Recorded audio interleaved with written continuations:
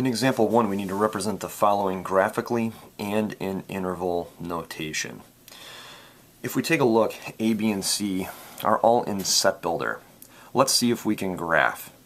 So we've got all the values of x such that x is less than -3. So x can't actually be -3. -3 is not less than -3, it's equal to, and we don't have a equal to symbol here, so we need to use an open circle. We want all the values that are lower than -3 or less than -3, so those are going to be down this side right here. We want to include an arrowhead.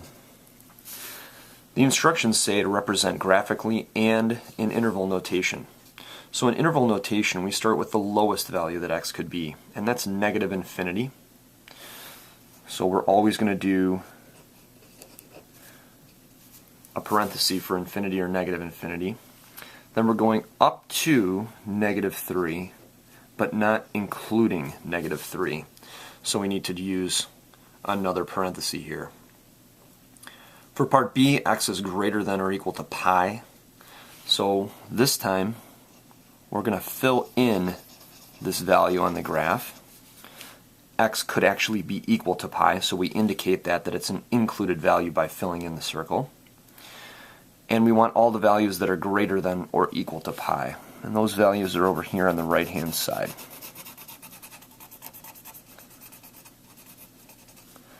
To represent this in interval notation, we'll start with the lowest value, which is pi.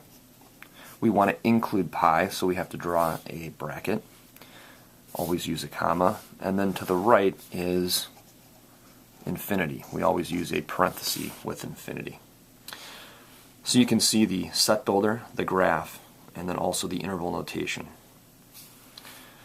The next one is from -5 to 2. We need to include -5, but not 2. So we'll draw an open circle there. And x is right in the middle of these two, and so all those values are right here. If you're having trouble figuring out where to shade, you can pick a test value. So 0 is right in here. If we chose 0 for this one, -5 is less than or equal to 0. That's true. And then also 0 has to be less than 2. And that's true as well. So any value that makes this statement true, we want to include in our graph or in interval notation. So we're going to start at -5, we want to include it. And then we want to go to 2, but not include 2.